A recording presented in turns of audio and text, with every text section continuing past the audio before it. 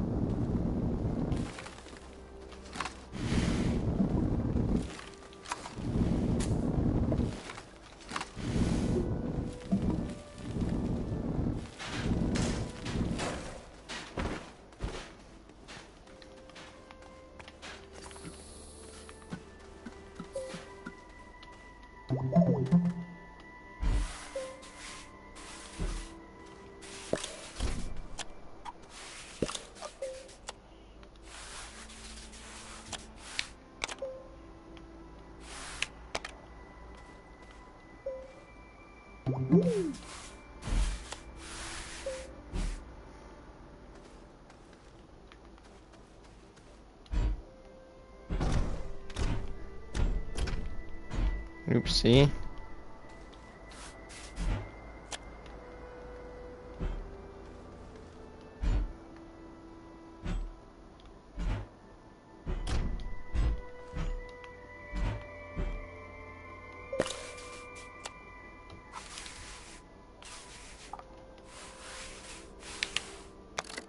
Don't ask.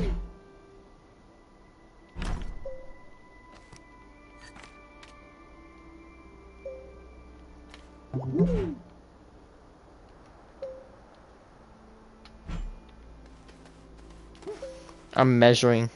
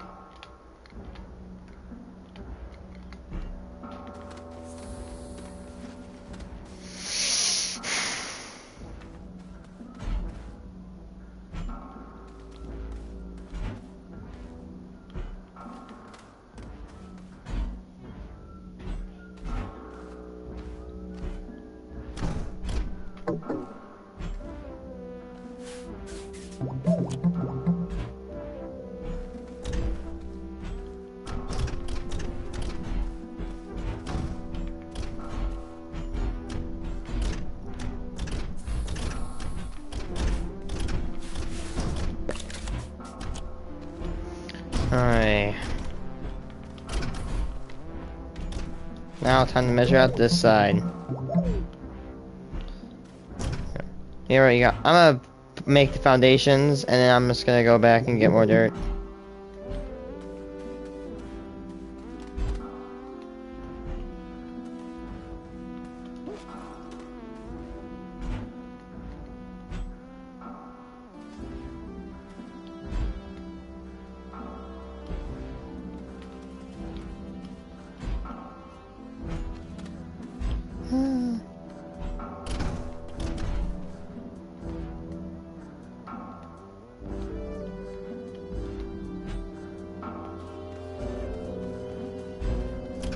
Oh my god.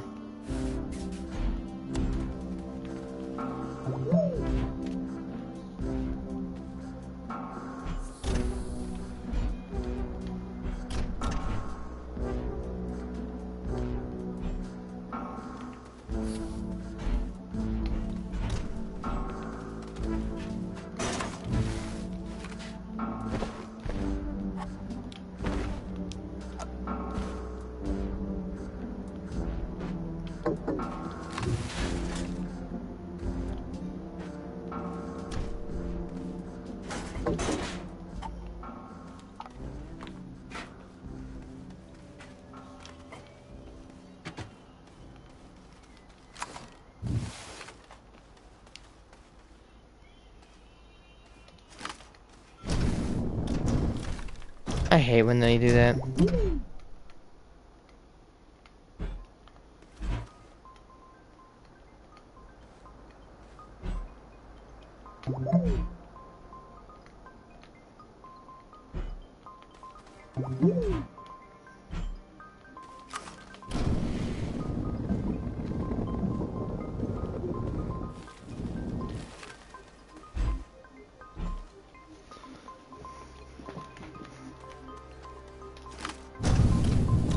Oh my god.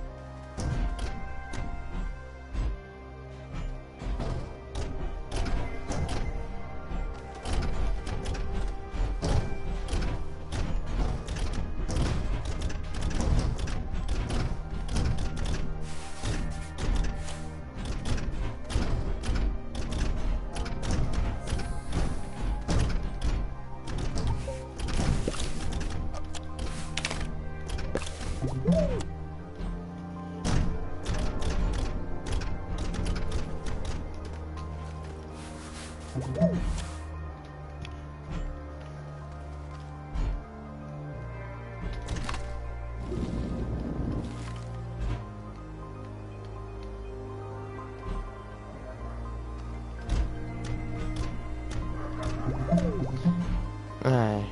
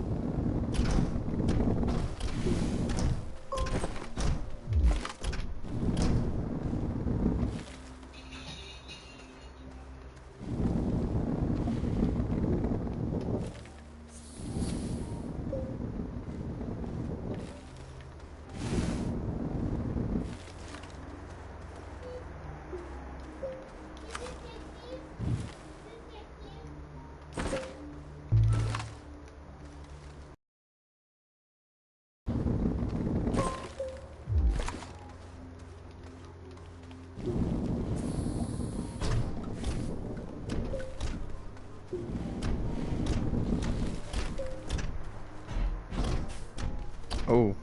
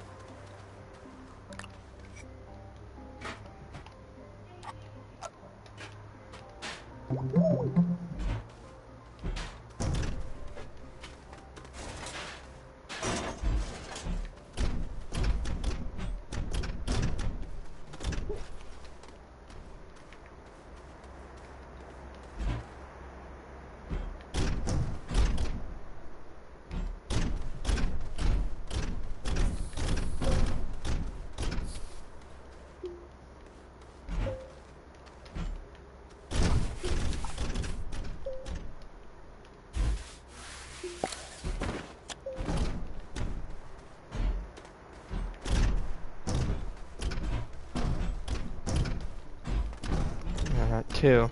This one is a little bit, has a little bit less quality than the other one. What the hell?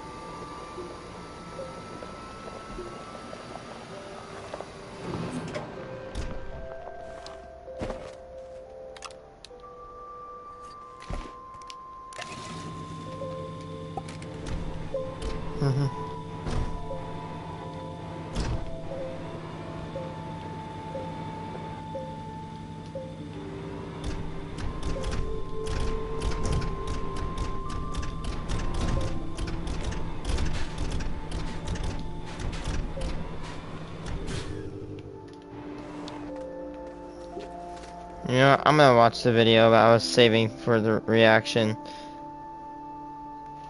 Electric cars are not sustainable, and they're terrible.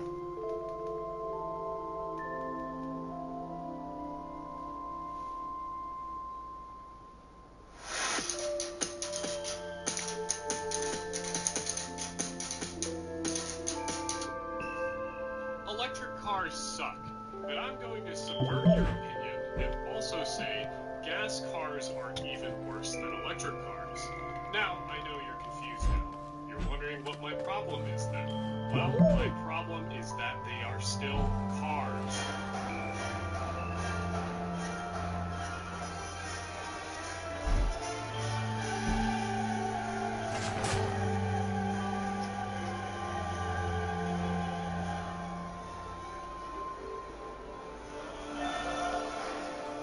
Is that an actual tire field?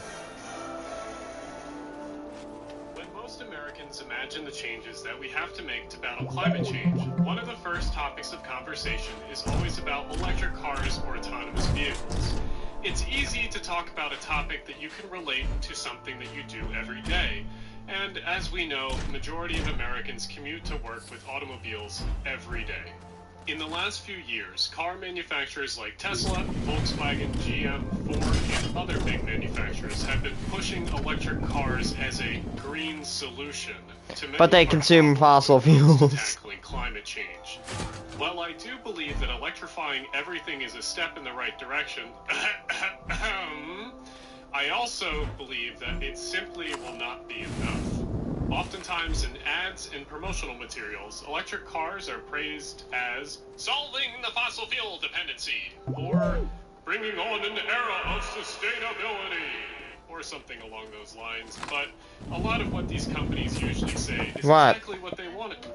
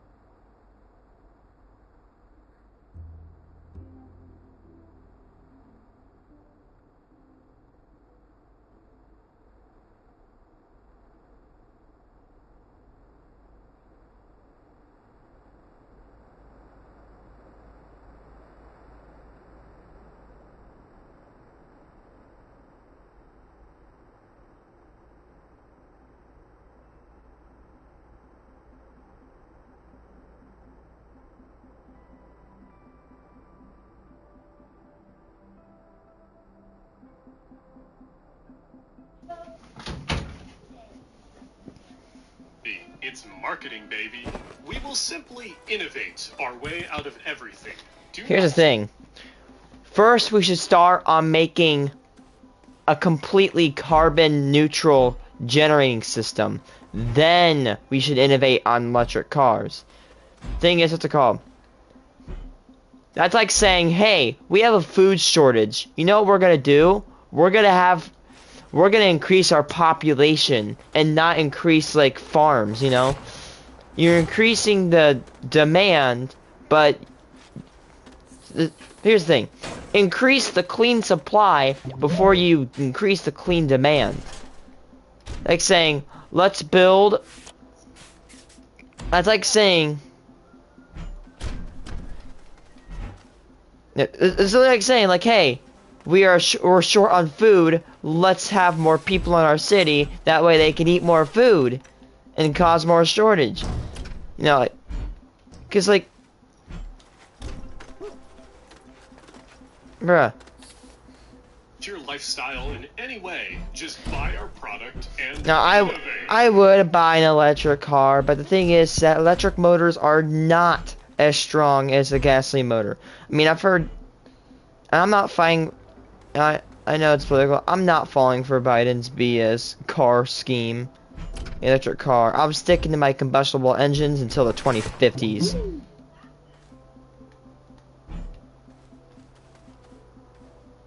My God, mate. But let's actually talk about electric cars. Well,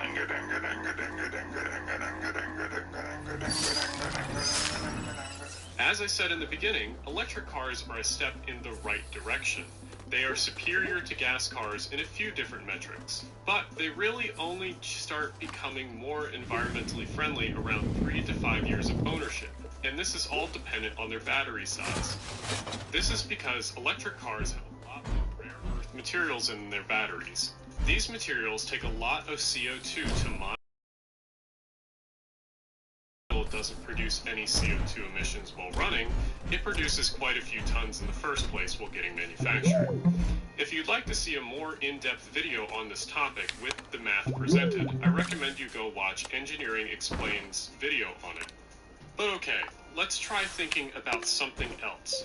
What if we use our Mega Mondo Galaxy brains here and just imagine that we didn't need cars? Oh my God, is it a Rivian truck? And here lies a fundamental problem. No matter what type of vehicle you use, it is simply not going to be sustainable. And I know what you're thinking now. You're probably thinking, oh, well, we gotta invest in future technologies like autonomous vehicles. That way no one individually owns a car. No, that's not what I mean. Because it's not just the vehicles that aren't sustainable, it's everything that cars use. Also, slight tangent off the script here, I don't give a fuck if you live in bumfuck nowhere. Like, if you're a farmer, of course you're gonna need a car. I'm talking about, like, the 95% of Americans or whoever that lives in, like, the metro area of a city, that, like, commutes everywhere in a car.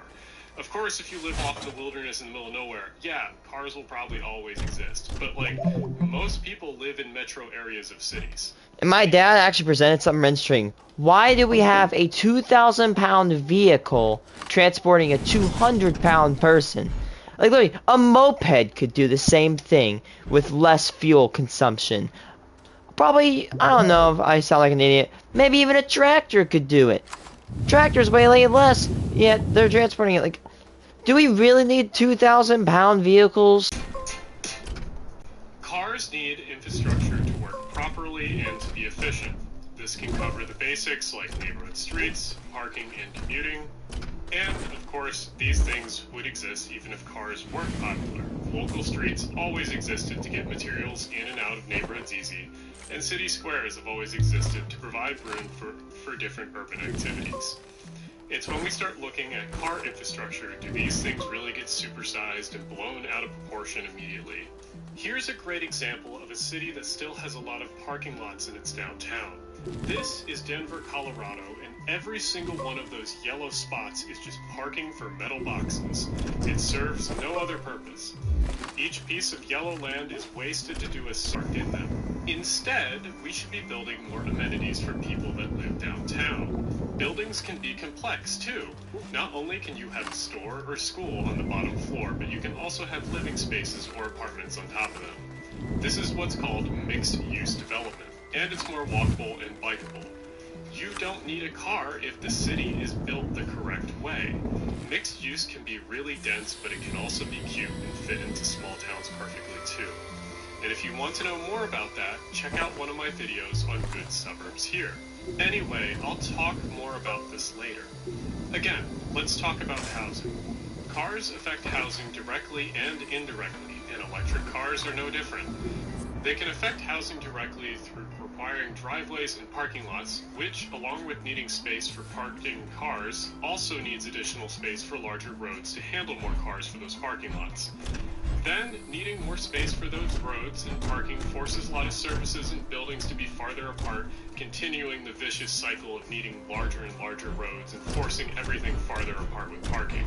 This all compounds itself when people find that they can live farther and farther away from the center of towns and cities and in some isolated suburban development away from it all.